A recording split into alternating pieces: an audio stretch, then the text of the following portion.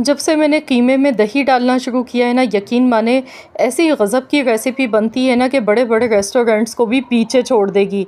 बस इसके लिए मैंने यहाँ पर 1 किलो कीमा लिया, इसमें दही आधा कप शामिल कर दी। इसके साथ ही मैंने लहसुन अदरक का पेस्ट इसमें 2 चम्मच डाला, हरा धनिया, पुदीना 1-1 गड्डी बारीक कटा हुआ इसमें शामिल कर दिया। प्याज, हरी मिर्चें एक साथ मैंने बारीक चॉप करके इनका पानी निचोड़ कर ये भी इसमें शामिल कर दिया। 2 मीडियम साइज़ की प्याज ली।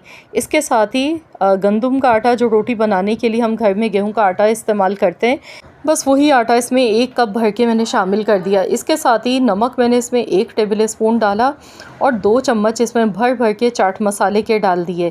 इसके साथ ही जो ख़ास इसका मेन मसाला है ना, वो है साबुत धनिया। साबुत धनिया उसी टाइम फ्रेश कूट के डालें, 2 टेबल स्पून, 1.5 खाने का चम्मच कुटी हुई लाल मिर्चें, 1 चम्मच पिसा हुआ गरम मसाला, आधा चम्मच हल्दी पाउडर का।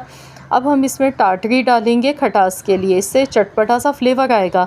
आप चाहें तो उसकी जगह पर नींबू का रस भी शामिल कर सकते हैं। जायफल जवतरी पीस के इसमें डालेंगे। अगर रेस्टोरेंट वाला मज़ा चाहिए तो जायफल जवतरी लाजमी पीस के डालें। 1/4 चम्मच इसमें ऑरेंज फूड कलर का शामिल कर दिया। इसके साथ ही तली हुई प्याज, एक दरमियाने साइज़ की तली हुई प्याज इसमें शामिल कर दी। घी इसमें डालेंगे, क्योंकि जो मैंने कीमा यहाँ इस्तेमाल किया इसमें चर्बी या चिकनाई बिल्कुल भी नहीं थी, तो फैट के लिए, चिकनाई के लिए बस घी इसमें सिंपल इजी हम डाल देंगे, 2 टेबल स्पून भर के। अब आटे की तरह खूब अच्छी तरह से इसकी मिक्सिंग करनी है, जिस तरह हम आटा गूंथते हैं। एकदम मुलायम होना चाहिए, कीमे में पानी नहीं होना चाहिए। अगर कीमे में पानी होगा तो आपके जो कबाब हैं ना, वो टूट जाएंगे फ्राई करते टाइम। तो बस इस चीज़ का ध्यान रखना है। तो यहाँ पर देखिए, कीमे को अच्छी तरह मसलते हुए खूब अच्छी तरह इसमें मिक्सिंग की है मसालों की। अब हम इसमें कोयले का दम लगाएंगे, तो इसके लिए हम सेंटर में पहले जगह बना लेंगे। तो देखिए, बहुत ही बेहतरीन सा ये कीमा हमारा तैयार हो गया है मसालों के साथ, और घर के सिंपल मसाले थे। बस इस तरीके से आप लोग भी ज़रूर बना कर देखें, यकीन मानिए आप सबको भी मज़ा आ जाना है।